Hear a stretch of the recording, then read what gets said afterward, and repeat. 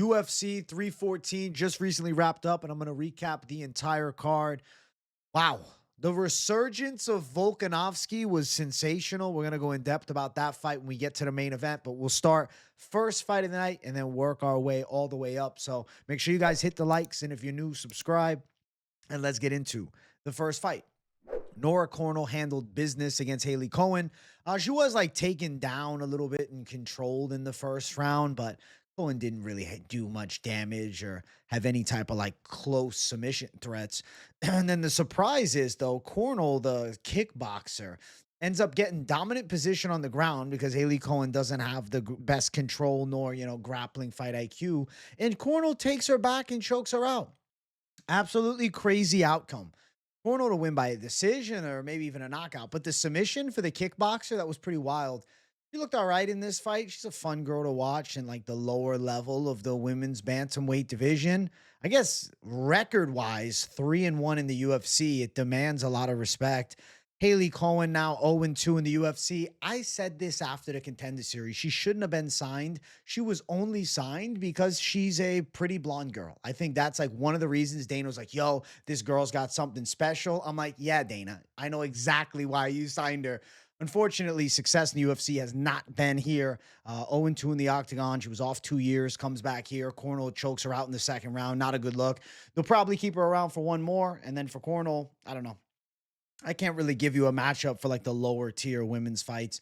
They could go in all different directions, but definitely Cornolle's a fun watch. And like next time they go back to France, it'd be a good idea to put her on the card against, another striker, preferably striker versus striker fights because her grappling is a little bit sus, but respect to Cornolle pulling through. Nice submission. Next fight, Tresean Gore, Marco Tulio. First round was potentially round of the year. These two went after it in a back and forth war. Tulio was badly rocked by a Tresean Gore left hook. Tulio cracked Tresean with huge shots and busted him up. To be honest with you, I was saying during the fight, it reminds me of like Drago and Apollo Creed in the way that Gore's face was all busted up and bleeding. Tulio was insanely accurate. He had really good punches and kicks. His straights were on point. Shots to the body were on point. He loves that spin body kick. It's a really good move for him. It works. He's definitely efficient with it. And he landed so many strikes, like significant strikes, 127 to 17. Total 140 to 17. Wow. The level of beating. I thought that the ref actually was late. Like Tresean got dropped. He was rock bad. And then the ref finally stops it. But like Tresean was gone. Tresean was gone in the second round. He was getting pulverized and hurt with big shots. And I honestly thought the fight could have been stopped in the first barrage where he was badly hurt, but they let him keep going. They forced him to keep going. And Marco Tulio did bad things to Tresean Gore and absolutely beat the shit out of him with a high volume striking attack and looked like a nasty ass striker. His kickboxing looked really scary. He's in an interesting position as a middleweight prospect. I mean, he's 30 years old. I think it's kind of like the perfect age to start climbing those middleweight ranks. 14-1 as a pro fighter. He's not ranked amongst the elite, and he didn't just beat a guy that was really ranked amongst the elite either. I mean, Tresean Gore is, 6-2 as a pro going into the fight.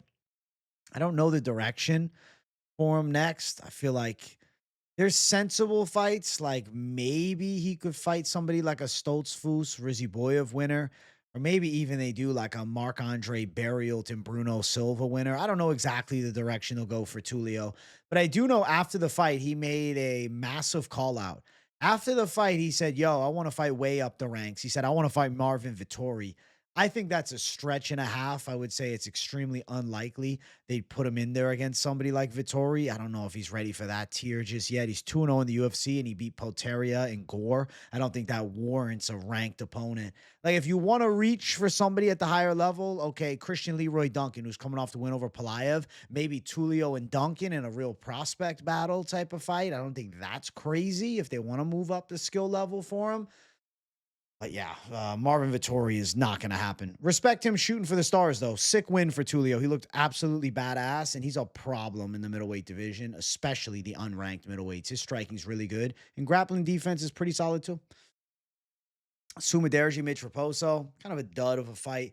Thought it was a unanimous decision. I thought Sumudaerji 29-28. I thought Raposo kind of stole the first round with late wrestling and a couple combinations early, but Nothing too crazy, but enough, I thought, to secure it.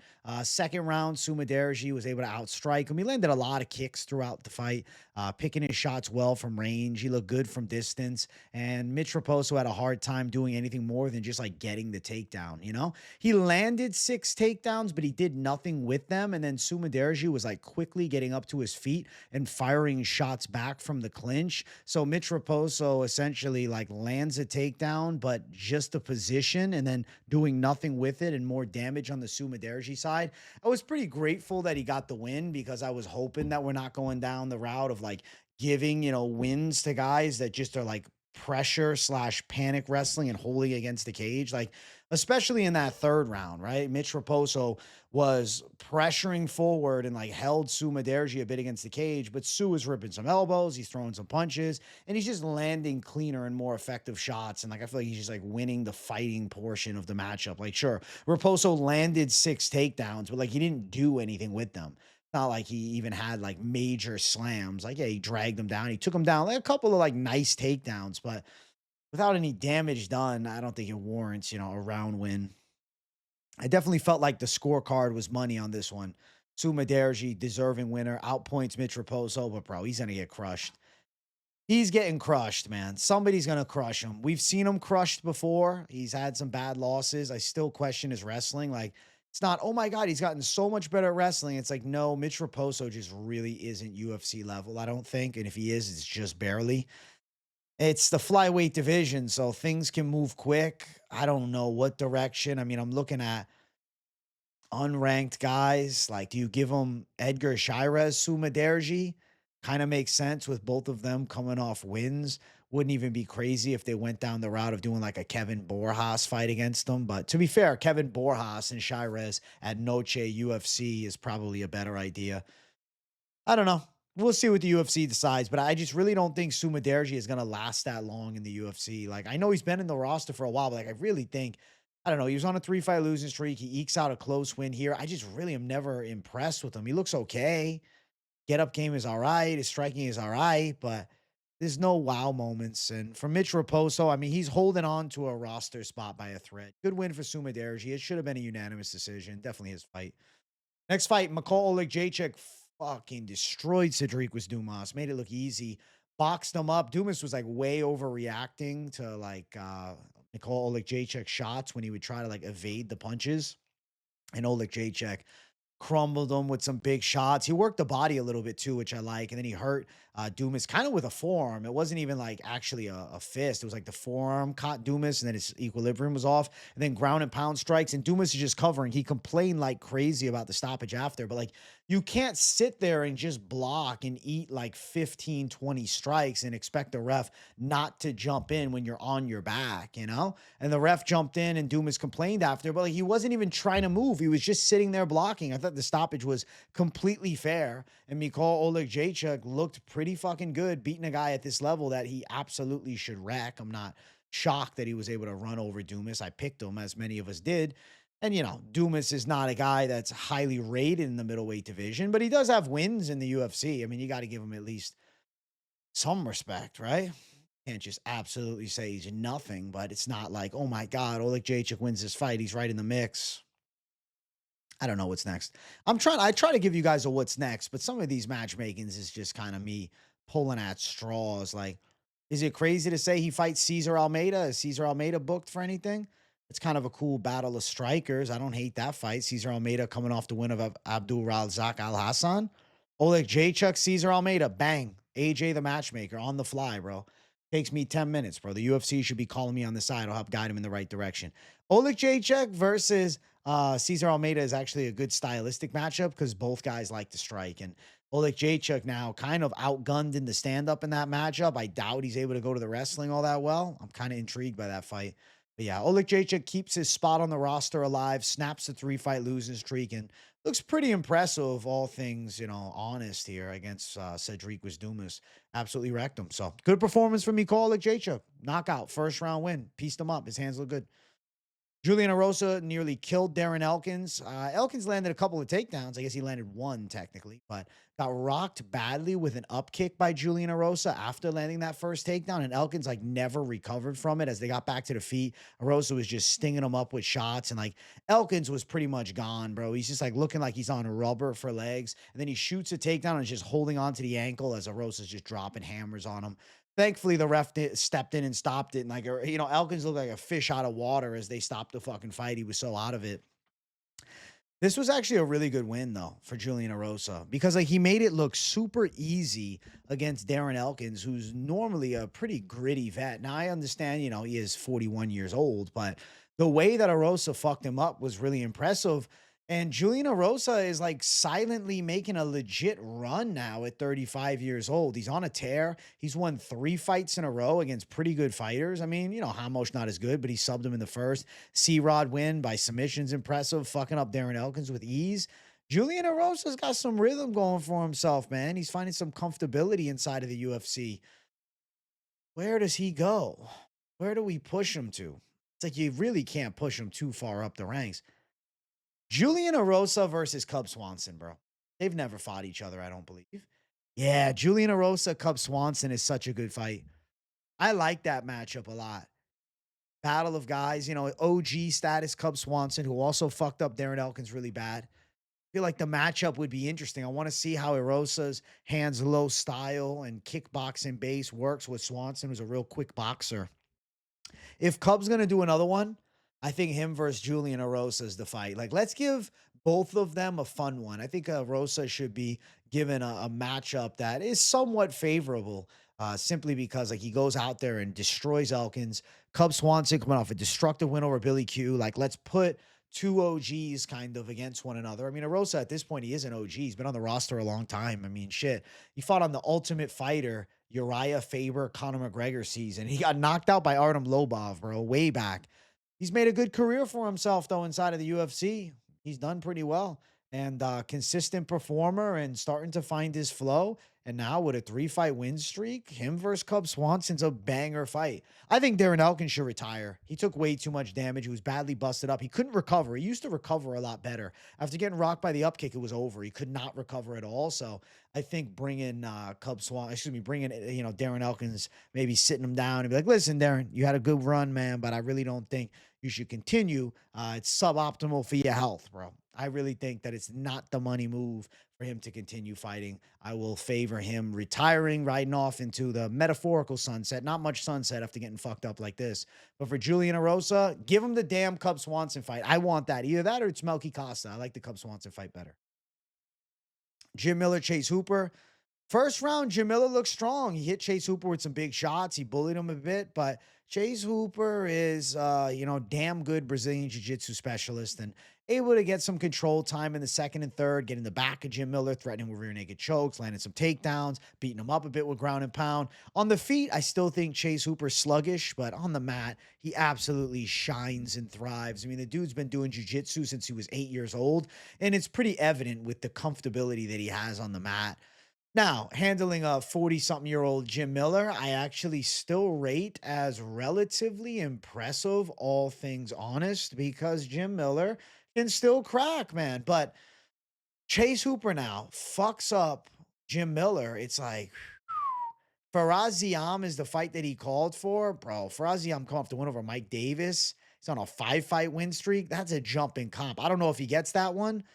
But damn, bro, both on 5-fight win streaks. It's kind of a crazy-ass prospect battle. Can you imagine? They're like, all right, Chase Hooper, Manuel Torres. Who you picking? Torres by knockout in the first round. I still think Chase Hooper is going to get flattened by a striker with good power and some decent enough takedown defense. But I do think against, an aging guy like Jim Miller, he's able to, out-position him, outwork him, beating Clay Guida, Slough. Like, look at his wins. Nick Fior, Jordan Levitt, Borshov, Clay Guida, Jim Miller. None of those guys are like quick, explosive savages, right? You give him a Manuel Torres, I think it's a recipe for disaster. A possibility, though, that he does get his wish and they end up giving him the fight that he asked for and he gets matched up against Faraziam with both guys coming off wins. That's a potential fight to make. I don't think that's crazy to say. But I also think that a Manuel Torres fight could be more fun. It's more fun from the outside, though, because it's more fun because I think Torres is going to absolutely destroy him if they fight one another. So maybe best to avoid that fight if you chase. I think the reason he called out Ziam is because he knows Ziam's on a tear right now, but Ziam also doesn't have a lot of power. I mean, he can crack a little bit, but he doesn't have that much power.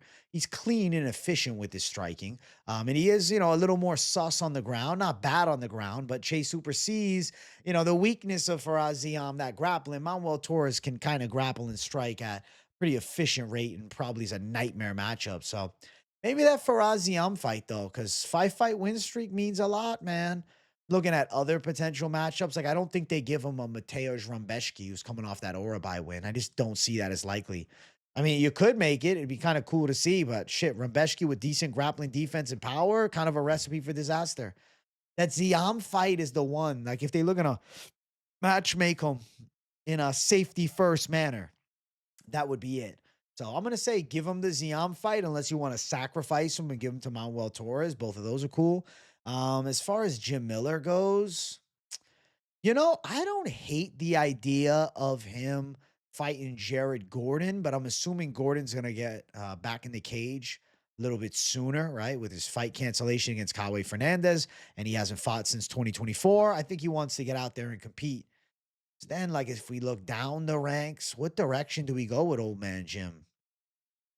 I genuinely have no fucking idea. I genuinely don't know where they're going to go with old man Jim. It's hard to say, right? In his 40s now, still can crack, still can mix it up with guys that are lower caliber. But, dude, I don't know, man. The guys that he beats are not all that. I mean, Kurt Hollowbaugh, Jim Miller's actually a pretty fun fight. I like Kurt Hollowbaugh versus Jim Miller. Looking at it here, I feel like that's an interesting matchup, actually. Because Kurt Hollowbaugh has suspect takedown defense, but he can crack on the feet, as can Jim. Both guys towards the twilight zone of their runs. I like that one. Let's go Jim Miller, Kurt Hollowbaugh, and Chase Hooper. It's either Ziam, give him what he wants, or throw him to the fucking Lions and give him Manuel Torres, bro. Let's get it. Verna Jandiroba, Yan Xiaonan. The grappling specialist looked fucking sensational. Early striking from Xiaonan was pretty nice. I said Xiaonan. Actually a better name. Xiaonan. Yan Xiaonan's early striking looked pretty good, but she couldn't keep Jandiroba off of her. This girl's like a damn monkey when she's taking you back. Jandiroba's consistent as hell with takedowns, got really good control, good grappling threat, nearly locks in an armbar on multiple occasions in the fight. Verna Jandiroba is a nightmare jiu-jitsu practitioner, and she 30-27's Yan Xiaonan and looked really good. Takedowns were there. Not much of a striking threat. Okay, like looping puncher, but she's not known for a stand-up. The takedowns, the control, off the chain. Now, where does Verna Jandiroba go from here? I think it's a clear path to the top. Verna Jandiroba versus Zhang Weili is the perfect fight because it's finally, a threat in some area where it's like, oh, maybe. I guess you had it kind of with Tatiana Suarez, but this is different. Weili versus Jandiroba is a sick fight because, like, I know for a fact Jandiroba, pure jiu-jitsu is better, but Weili's wrestling strong and grappling defense quite strong. And striking, Weili's way more nasty than Jandiroba, without a fucking question. I like the idea of title fight for Jandiroba. I think that's the only way to do it. I don't think, you keep Jandiroba on the sidelines and try to do a super fight for Weili. No. Give her Jandiroba, and if she beats Jandiroba, she's essentially cleared out the division and then jumping up to the flyweight division and maybe an official run there or maybe a retirement fight. I don't know what Weili's going to want to do. Would be perfection. Yeah, Jandiroba versus Weili Zhang, dream fight. I hope they make it. Now, for Yan Xiaonan, she's in a bit of a tricky spot, right? Coming off a loss, but she beat Richie before, lost to Weili, but she's only losing to the best. I mean, timelines are everything, but I love the idea of Amanda Lemos and Yan Xiaonan fighting. Like, why the fuck would the UFC not eventually book that fight? Lemos and Xiaonan, badass strikers. I would argue that there's more of a submission threat on the side of Lemos. That's a perfect fight to make. Both of them got handled by Jandiroba. Verna Jandiroba submitted Lemos with the armbar. Xiaonan saved by the bell after armbar attempts from Jandiroba. I like the matchup. Obviously, Lemos coming off the win recently against Lucindo. It was this year. When was it? It was March. So she's going to still need a little time off. I feel like their timelines could work out. And maybe by the end of the summer, early fall, we see Yan Xiaonan and Amanda Lemos tangle. I still think that's a badass women's fight that gets me hype as hell. I hope that they book it. It's a really intriguing matchup. And I feel like that's a must-see fight. And then Verna Jandiroba, Yan Xiaonan, or excuse me, Verna Jandiroba, Zhang Weili, perfection. Perfection. Easy matchmaking here, bro. AJ, the matchmaker, had his on tight. But yeah, Jandiroba's grappling looks sensational. Positional control, good takedown ability. She just does it all exceptionally well. She's awesome at jiu-jitsu and dominant performance. Then Ige, Sean Woodson. Now, this one was fucking controversial. Now, I was shocked. 2 rounds to 0. Dan Ige with the judges' scorecards. I said, what? What? What? I thought Sean Woodson at least nabbed a round, but regardless, I want to talk most about the stoppage. Yes, Woodson got hurt badly. And yes, it was uncharacteristic of Woodson to be shooting a takedown. But as he's shooting for the leg and eating shots, he's getting up to his feet, and then the ref jumps in.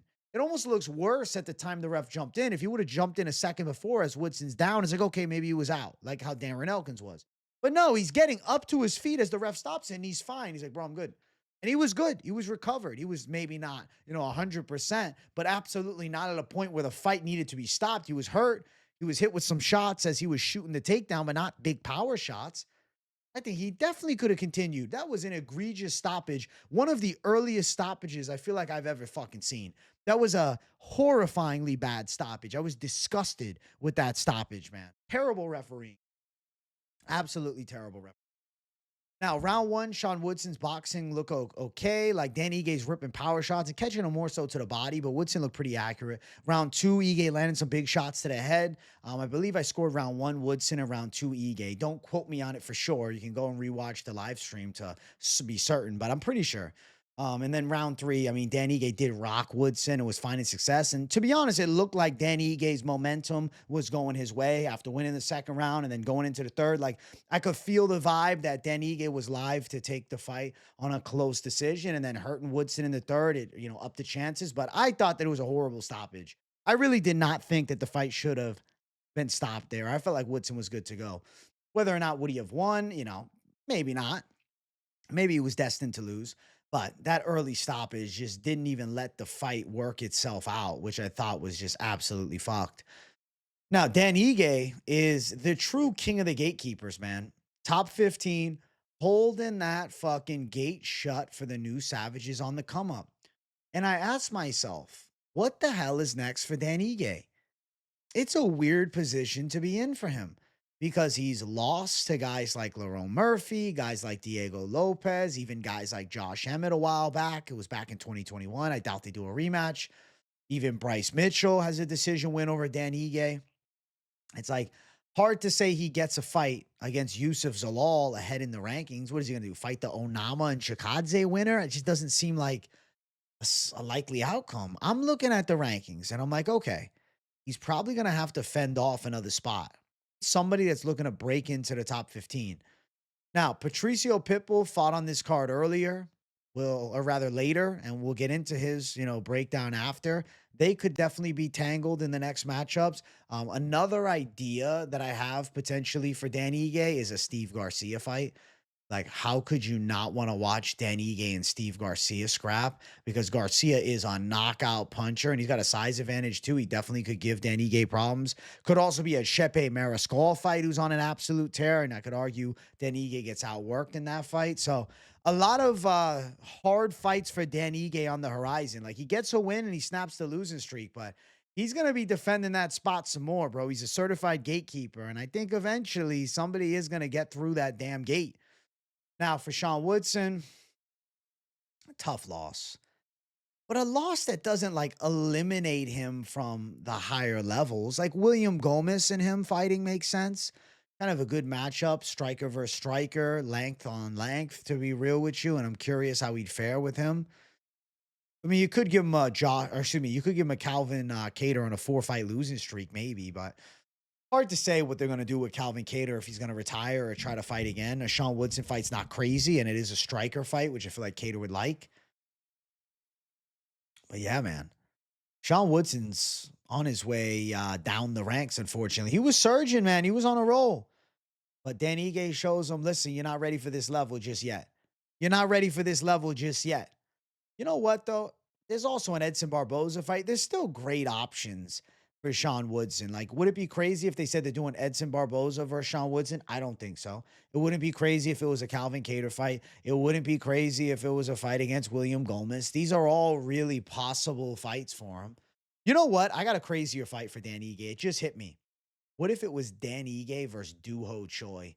Give Doo-Ho Choi the chance to break into the motherfucking rankings. That would be a banger. I think that could be a fight of the year contender, actually. Not a bad idea for the UFC to consider. I can see Dan Ige getting hurt in that fight. I like that matchup a lot. I think Dan Ige could win, too. He could fuck up Doo-Ho Choi. It's a very 50-50. I like Dan Ige and Doo-Ho Choi maybe more than every other option. Don't know if that's a stretch or not, but like, holy shit, banger. Dan Ige looked pretty solid, though. Regardless, like, he doesn't give up on himself. He can still scrap. And tough customer, as always. Respect to Ige. Starting the main card off, we had Dominick Reyes versus Nikita Krylov. And make sure you guys hit the likes if you haven't. And if you're new, subscribe.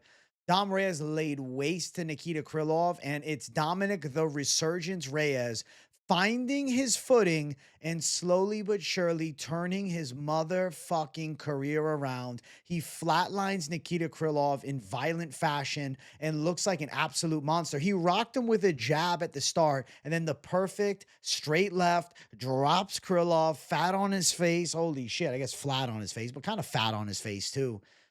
Oh my God, bro. Krylov, yeah, he was out 2 years, but he was on a 3-fight win streak and Reyes made it look easy. Bro, Dom Reyes is back, guys. He looked awesome in this fight. This looked like prime Dom Reyes, and he's 35. He's not old. He's on a 3-fight win streak right now. Holy shit, man. The way that he finished Krylov too easily, and Krylov, he'd never been knocked out. He got finished by Soa Palele in his debut, but that was over a decade ago. I'm like, holy hell.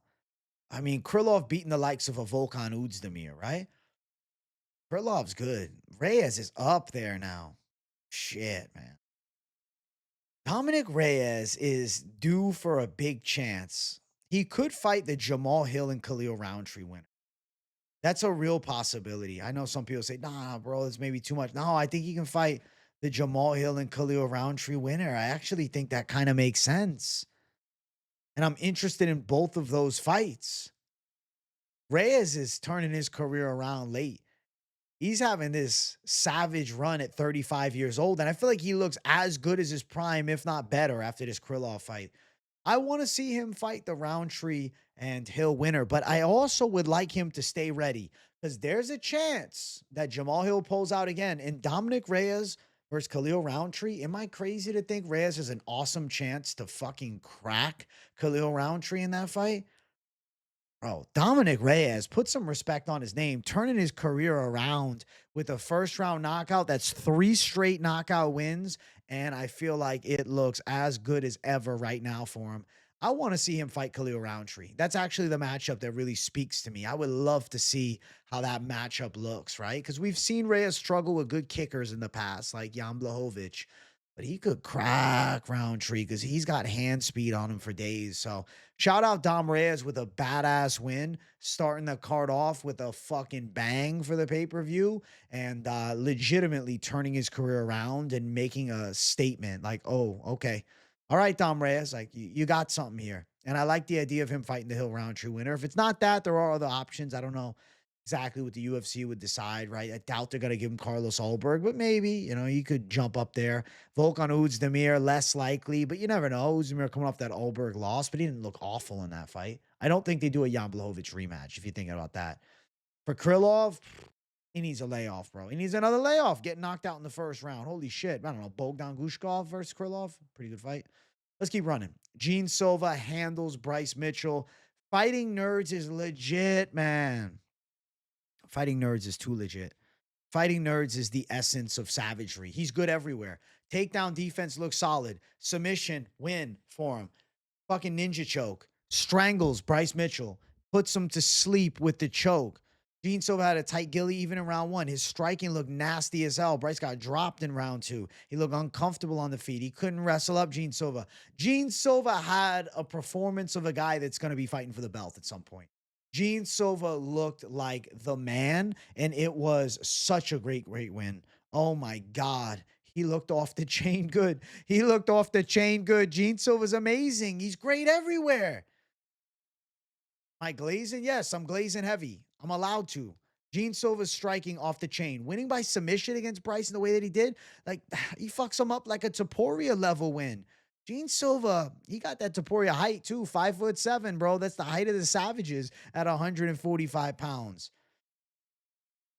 Bro, Gene Silva's ready for good level guys.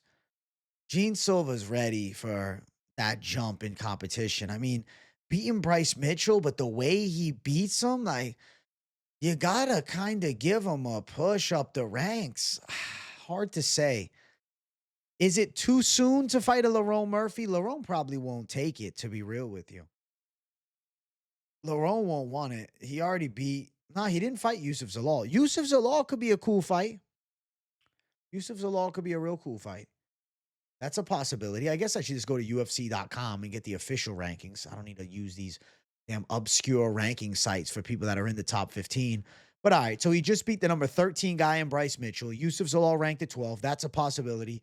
He could fight a Giga Chikadze, David Onama winner. That's a possibility too. Is there a Josh Emmett fight on the horizon for him? Gene Silva, Josh Emmett, a fight night main event. Main card fight in Brazil. I don't know. I just have a feeling Gene Silva's pay-per-view worthy now. Like, they could give him a fast push up the ranks, and like they could jump him to somebody like a Brian T. City Ortega next. And I think there's vulnerability with Ortega's striking in the submission defense of Gene. Brian Ortega, Gene Silva. If they're putting him on the fast track, that's the fight they're going to shoot for. Now, for Thug Nasty, Bryce Mitchell, hard to say the direction they go down for him, right? He's always in entertaining fights. He takes another rough loss. I don't know. I really couldn't even guess the direction that they're going to go down. Losing 2 fights out of his last 3. Win was against Kron Gracie. Like, the fact they match him up against Kron Gracie, I couldn't even guess who they give Bryce Mitchell next. But he got sacrificed here against John Silva. And I think a lot of people, they were happy about it because of Bryce's former comments. But I wanted the best for Bryce just simply because I want him healthy. I don't want him to get hurt out there. He eats a lot of shit, but listen, Bryce has got some crazy ass opinions, but I still think he's a good dude at heart. Maybe just, a little bit more on the radical ass side, bro. Conspiracy theorist to the next jump. John Silva's striking looked sensational, though. He landed perfect shots. He looked like a monster on the feet. Takedown defense was there. And, I mean, he had Bryce Mitchell panic wrestling, and then he ends up submitting Bryce. Nearly gill-eat him early in the fight, and then finishes him with the ninja choke, and then barks. Woo, woo, woo, woo, woo. Arr, arr. John Silva's nuts, bro. John Silva's nuts. John Silva's nuts. That's it. He's nuts. And the psychotic craziness is a key to success in the UFC featherweight division. He's like that Topuria aura where it's like, yo, he's fucking people up. He's a monster. John Silva's a problem, man. The grappling defense and the striking he has, shit, bro. If you're Lerone Murphy, you're shitting your pants because I think John Silva fucking flatlines him. Excellent win. John Silva to the top. Next fight, Yair Rodriguez, Patricio Pitbull.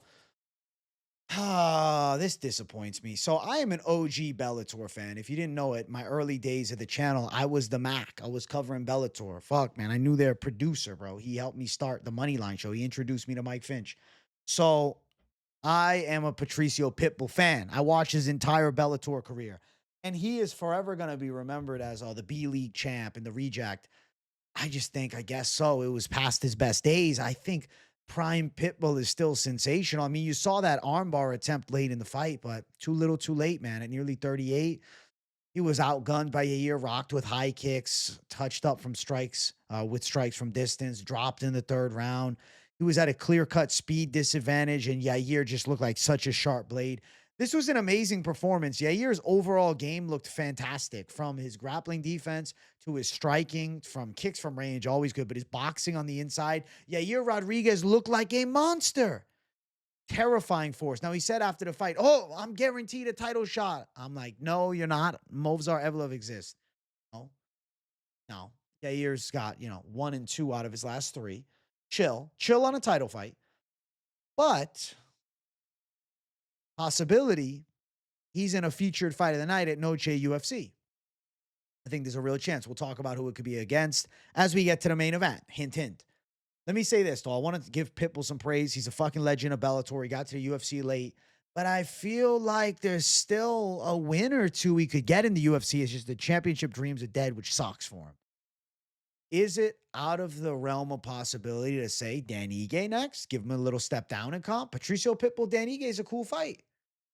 I like Patricio Pitbull versus Dan Ige. I think that's an intriguing matchup. I would love to see what happens between those two.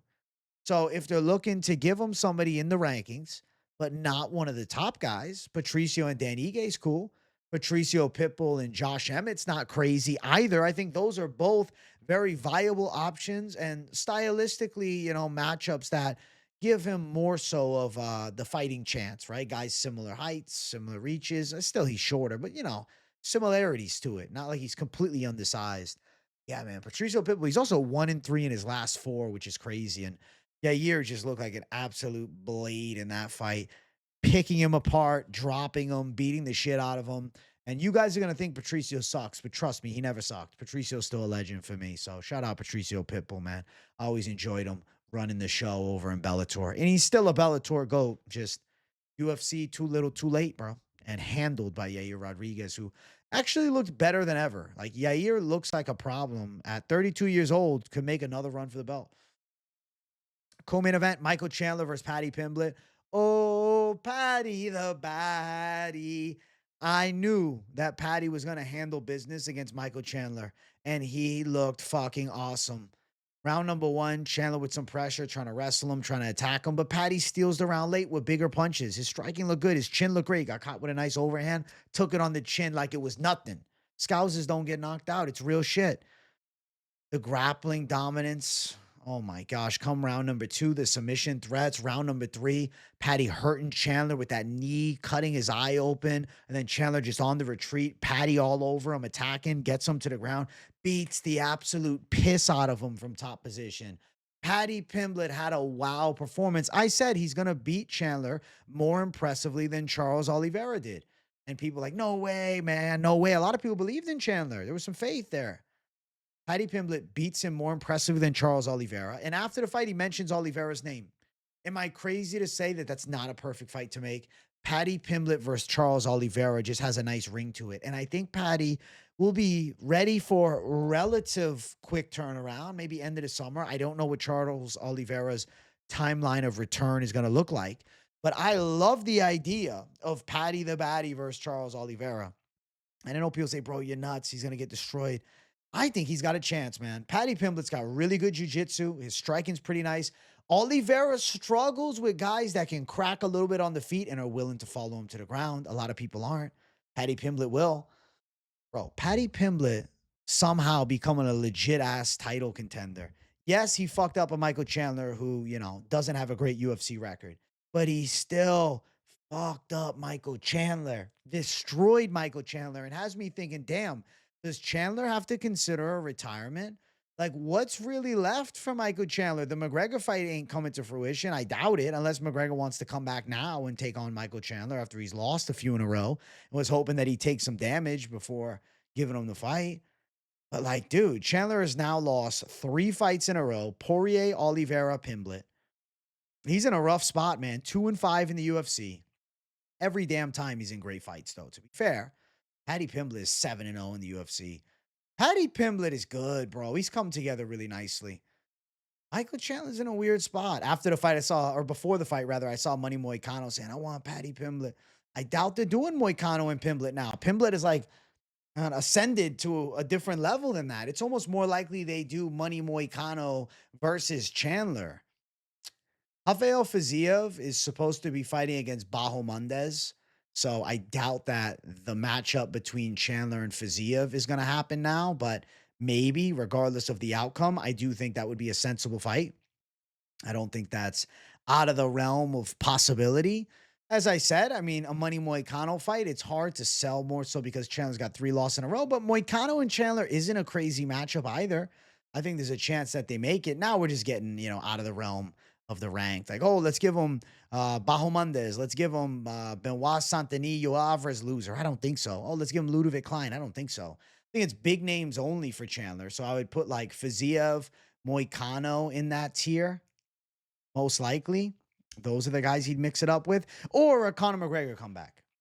If McGregor is to come back, I do think McGregor versus Michael Chandler still sells. I think it'd still be a badass fight and probably a better idea for Conor to come back and fight Michael Chandler, who he bet on by knockout and lost, then take on Paddy Pimblett if he somehow decides to call out Paddy, because that could go sideways. But I spoke upon the like dream fight for McGregor. I think in some sense could be Paddy Pimblett, because Pimblett carries that aura, right? He's from a similar region of the world, right? That UK area, whereas McGregor's Irish. But it has that hardcore fandom, and it would be huge. Ireland versus England. I mean, let's be real. If somehow, some way, Conor McGregor was to make a comeback seriously and take it like 100% serious and fight against Paddy Pimblett, that is one of the biggest fights the UFC can put on right now, especially non-title fight by a long shot. And everybody would still watch it. You can all talk shit about McGregor. You're all going to still watch the fuck out of it. You'll all still be excited as hell to see it. And yeah, Paddy probably fucks Conor up. So I feel like McGregor's maybe thinking about trying to take out a beaten Michael Chandler, because Chandler's body's breaking down, man. Loss after loss after loss. He got fucked up in this one. I don't know if there's any time Conor actually wants to make a comeback. A Chandler fight makes a lot of sense now. Chandler is getting beaten up. But yeah, Paddy looked great, dude. My God, Paddy Pimblett's finding his flow. I like Paddy Pimblett versus Charles Oliveira. He mentioned Gaethje, and that's possible. He mentioned Poirier too, but I feel like Poirier Gaethje might actually happen instead. And then it's like, yo, Pimblett versus Charles Oliveira is kind of screaming to me now.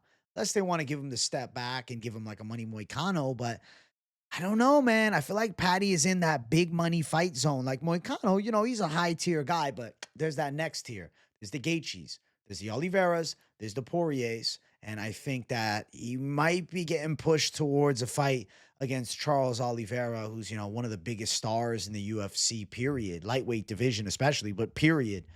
And yeah, Michael Chandler, man, I don't know. The Fiziev fight makes sense, but maybe a little layoff for Chandler. Maybe Conor finally gives him his fight, but I doubt it. He got fucked up. Paddy Pimblett, sensational win. Destroyed Michael Chandler. Vicious ground and pound. Sliced his face open. Striking looked good. Chin looked awesome. Paddy Pimblett's special, dude. He is fucking special, man. And he's trying to fight Islam Makhachev for the belt. That's his dream, and I respect him making that run. So good luck. Good luck, Paddy the Baddy. I like the Oliveira fight. Next fight, it brings us to our main event. If you guys haven't, make sure you hit the like button. If you're new to the channel, subscribe. Badass back and forth 5-round fight. And Alexander Volkanovski does what most considered impossible at 36, nearly 37. Wins back the belt, vacant title fight, becomes the featherweight champ again. I mean, this is the featherweight GOAT, bar none, okay? Bar none. Beats Diego Lopes. Not without difficulty, but he beats Diego Lopes. Round number 1, Volkanovski beats the shit out of Diego. Outstrikes him, takes him down, beats him up on the mat. Volkanovski looks like prime Volk in round 1, and it's like, oh shit, he still got it. The jab was effective, man. Holy hell. Round number 2, Volk's winning. He looks good. Diego catches him with a big shot, straight right down the line as Volk's pulling back, drops him. Lopes attacks him. Lopes steals that second round. But Volkanovski had a lot of good striking moments in that second round, and he knocked Lopes off balance as well with shots on the feet. So he definitely had a good second round, but Lopes putting him down, cracking him with the big shot, and, you know, cutting his eye open too, I believe. I feel like that was, you know, big enough to steal him that round, even though more volume and moments for Volkanovski, bigger moments for Diego Lopes wins him the round. Round number 3, Volk's back to work, and he's looking smooth on the feet. He's landing good shots. He's picking his shots well, working a nice jab. Lopes can't really find him. He's getting outworked and outstruck. Round 3, all Volkanovski. Round 4, things get testy and interesting. Round 4, Volkanovski looking well, but towards the end of round 4, Diego Lopes, like glazing straight to the side of Volkanovski's eye, and then a gnarly uppercut that hits him right in the eye. Volkanovski is responding badly. He's hurt. He's moving away. Lopes chasing him down. Volk is still throwing back counters, but the body language is bad. It showed he was badly hurt in round number 4, and Lopes chasing him looked good. He was unable to find, you know, the kill. and he ended up not even blowing his wad towards the end and taking a second and breathing because he's realizing Volk is not going down. Volk is not going anywhere, and he's still firing big counter shots back. What you learn from the first 4 rounds, though, is, okay, Volkanovski lands effectively, and he lands clean, and he's landing bombs. Lopes has a chin of steel. He's not even responding. He just keeps coming forward. He's getting hit with dynamite. But when Lopes lands, it's like, oh, shit, Volkanovski's uncomfortable. So 2 big moments in the fight for Diego Lopes, but 2 big moments in different rounds that won him those rounds. But he lost more of the fight for sure. So I gave him round 2, round 4, round 1, round 3, Volkanovski. So it all came down to round 5 on my scorecard. And in round 5, Alexander Volkanovski proved his championship level, picked apart Diego Lopes, landed the bigger and better shots, won key exchanges, and even at the end, as low as I come on trying to point down, Volk still won those final exchanges. And he turns back the clock, gets his belt back, and it was just a damn wow moment seeing Volkanovski go out there and look pretty damn close to what we saw from him in his damn prime, man. Maybe slowed down a tad, but not really. Still that guy. Still the fucking man. Alexander Volkanovski is a savage beyond savages, guys. Alexander Volkanovski is special. His jab was off the chain, man. Long-ass arms for his height. His jab is crazy. Gas tank, insane. Reflexes off the chain. Accuracy, high caliber. Good everywhere. Physically strong as they come. Volkanovski gave Diego Lopes that legend lesson. It wasn't a fraud check. It was just Volk is the fucking man. And he handled a game up-and-coming Diego Lopes who has looked awesome and absolutely burst on the scene in the past 2 years. But unfortunately, wasn't ready for the featherweight GOAT status. Because Alexander Volkanovski is still the fucking man. Snaps the 2-fight losing streak. Chin is still there. Did get dropped in the fights. Did get, hurt in multiple instances. 2 instances. Showcases he's still the best featherweight in the world. And with, Topuria vacating the belt as they started, he's moving on up. I mean, there's no argument. The GOAT of featherweight is Volkanovski. Now, there is an obvious number 1 contender, and I don't think there needs to be any big conversations about it. I think it's quite stupid to sit and have big conversations about it. You give him Movsar Evloev. Movsar, say what you want about him. He's undefeated as a pro, undefeated in the UFC, and he's fucking winning. That's it. Yeah, was it the most exciting fights ever? Maybe not all the time, but a good back and forth war with Arnold Allen. Good grappling fest with Aljamain Sterling. Beat Diego Lopes, and Lopes came out on short notice, and it was a split decision, and Lopes had some deep submission attempts, but still, I think Movsar is the guy. Movsar is the guy that should be fighting for it. 31 years old with a record of 9-0 in the UFC. Come on, dude. Like, you have to just give him the shot. It's time. I get it. He hasn't had that sensational knockout win or that 6 submission, but he's effective every single time we see him. What are they going to do? Going to give Arnold Allen the shot after beating Giga Chikadze in 2024? And he lost? Say what you want about the knees. It wouldn't have been illegal with the new rule set. Yada D, yada do. Movsar still wins the decision. You have to give it to Movsar Evloev. Volkanovski versus Evloev is a perfect fight. It's Volk taking on the leader of the new generation once again. And, how does he fare against Movsar, who's shown extremely good skills in all areas? He can kickbox well. He can wrestle exceptionally well. His gas tank seems really fucking good. But Volk is still the guy. How does Movsar fare? He's 19-0 as a pro. It seems to me like the perfect fight, and I think it'd be like a tactician battle between the two of them. It'll be a true chess match at the highest degree, and they must book that fight, please. The talk of Yair Rodriguez fighting for a belt is delusional. Volk said he wants to fight in Australia. Great, let's get a fight card in Australia, and let's do Movsar Evloev versus Alexander Volkanovski. Boom. That's it. There's nothing else needing talking about. There's nobody else. There's nobody else. There's nobody else. It's Alexander Volkanovski versus Movsar Evloev. Bar none. There's no debate. There's no conversation. But Diego Lopes at Noche UFC versus Yair Rodriguez, sign the contract. Sign me up. Book that fight as soon as possible. I am dreaming of that matchup. I want to see it really bad. I want to see it really, really bad. Because Yair looked awesome. And Diego looked tough as nails too. And that would be a special fight. Even if it's just a special co-main event, do it 5 rounds, UFC. Do goddamn 5 rounds, not 3. Do a 5-rounder like you did with the co-main event here. Diego Lopes and Yair is a perfect fight. Even if it's a feature fight of the night, I want 5 rounds. I want 5 rounds. I want 5 rounds. That's what makes the most sense. Diego Lopes, Yair Rodriguez. I don't think Arnold Allen gets it. I just can't see it. I think Arnold Allen versus Lerone Murphy. I'm looking at featherweight. There's a lot of matches to make, dude. Yeah, Gene Silva's on the fucking come up, man. I could see eventually Gene Silva being the first guy to knock Diego Lopes out in the UFC. Is that a crazy take? I don't think it is. Because Diego gets hit a lot and Gene Silva can crack. I have a feeling eventually we see Diego Lopes and Gene Silva, and that will be a special day. Probably 2026. Count me in on that one. Holy hell. I like Diego Lopes and Yair Rodriguez at Noche UFC. Battle of Mexico, I guess Brazilian-Mexican versus, Mexican. There's obviously some beef between the teams with like Diego Lopez's boys jumping one of Yair's because of something that happened with the girl. I don't know the exact details. I don't know the truth to it all, but I know there's tension. And I know a fight between the two of them at Noche UFC absolutely sells. And I know Diego Lopes is still a UFC star and one of the most exciting guys on the roster. He's an absolute warrior. He swings for the fences until the end. Is he the best at featherweight? No. Volkanovski proved that. But Diego Lopes is still gritty and game as hell. And him versus Yair Rodriguez, must-see 5-round fight, and they have to make that for Noche UFC. It's not a title shot for Yair. It's Diego Lopes. If Diego would have won, I feel like they would have tried to finagle it to give Yair the shot. But it's always been Movzar is next up. And it's Movzar, Alexander Volkanovski, Diego Lopes, Yair Rodriguez is the next matchups. What we really learned here, Volkanovski's still the man. He's incredibly precise with his striking. He has insane technique, and his accuracy is special. And he just has a great fight IQ, and his gas tank, as we always known, is great, and his durability is still there. For Diego Lopes, lacks a jab a bit, not super accurate, does kind of like load and cock the right hand sometimes before throwing it. You'll notice it at times. He brings it out and then throws it, which delays the shots. He's not the quickest. That's something I noticed about Diego Lopes as well.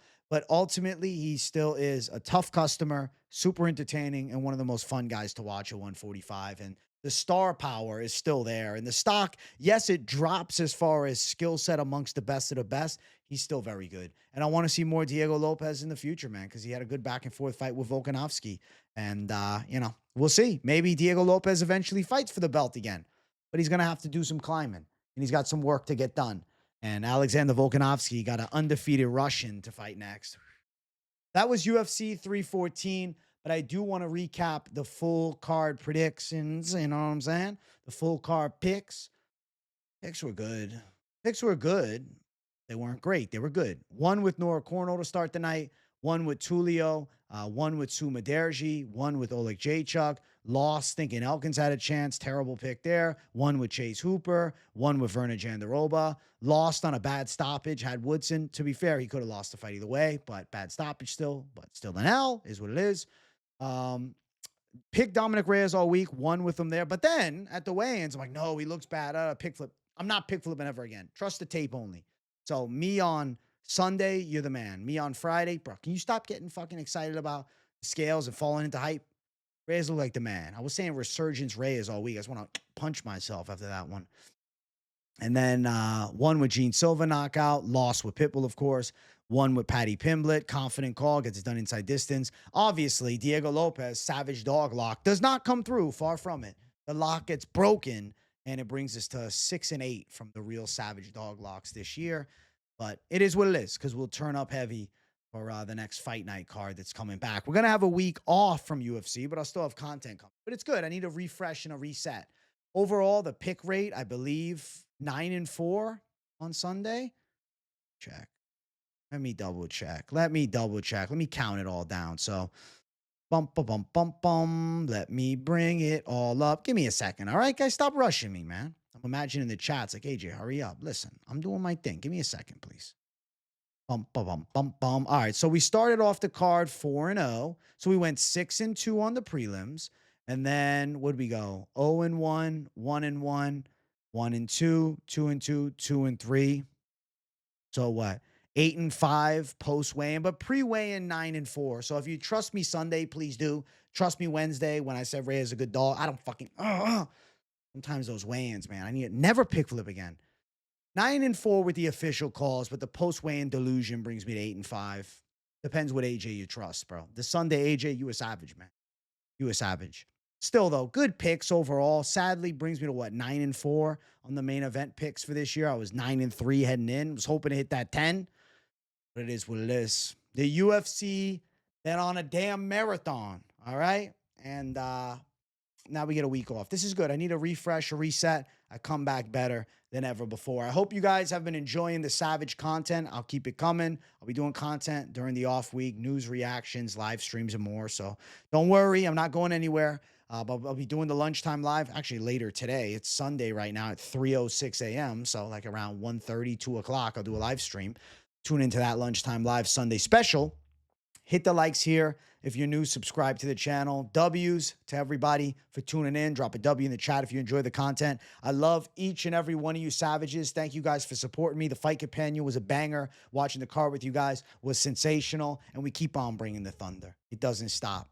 And I'm ready for UFC Fight Night. Gary versus Prates, man. 1 week off, and then we're back to work. And I'm ready, guys. I'm bringing the thunder every single week. You guys know what's coming. Thank you guys for watching. Thank you guys for tuning in. Let me know what you thought of the card. I felt like amazing card. Awesome card. Sensational card. Bro, it doesn't get much better. Like, that's a great card. That's high-level fighting. That's entertaining fights back to back to back. Every fight was great. Every fight was great. It's a 5-star card. It doesn't really get much better, you know? That was awesome. So definitely a UFC card that made me feel happy as far as the entertainment value, because that was good for the sport. Thanks for watching, everybody. I'll see you all in the next one. Peace out.